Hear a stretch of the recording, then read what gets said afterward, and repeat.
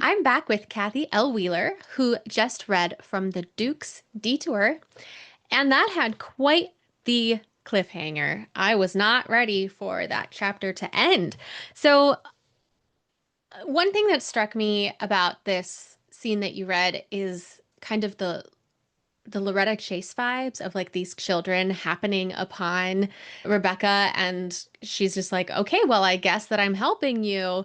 And it's so clear they're gonna just like, wreak havoc on her life, but in the best way possible. Is Loretta Chase one of your big influences? Yes, indeed, she is. She's fantastic. That's great. And there's also in this passage the setup of a couple of mysteries. These boys, they're educated, they're running around this park, they're trying to get away from Finch Cromwell. And so there's that piece of intrigue, and then there's what's going on with Gabriella. Do you find, what's your take on why romance and intrigue or suspense go so well together? I just love the twists that you can put in and straight romance. I think it has to be written really, really well, but I don't like being bashed over the head with it, right?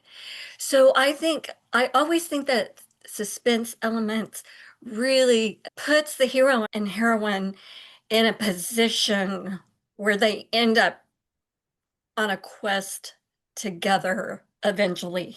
Because Mm, as you read in my bio, the courageous heroines who save themselves, the hero just needs to be there to catch them after the fact, which I find is one of the traits that goes in my contemporary and my historical. They just do, even hmm. an unlikely heroine.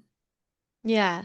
So instead of them being on separate quests that end up leading them to each other, you like to put them on kind of the same quest, and that's how they end up together. Yes, although I would say that the book I'm working on now is not quite working out like that. The best laid plans. Yes.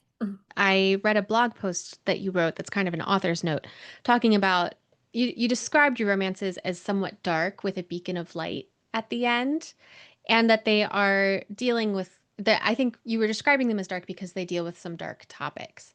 So I wanted to ask you about that, and how do you approach bringing, human trafficking and domestic violence onto the page in the romance genre? It is so strange because I don't necessarily intend that, but when you're looking for something, I think today's climate also plays into a lot that helplessness that I feel like we're being led back to. That is so kind of disheartening. And I actually saw a review that somebody did on my story that said that very thing. These are situations that apply now as well as then. And I don't think I intended. I do write a little bit funny. You can tell. I feel like you can tell with that kid. He's snarky. He's a snarky little kid. But why doesn't the other kid talk? What Mhm. did he see? If that, can he talk? And I just feel like there, it just happens. It just happens.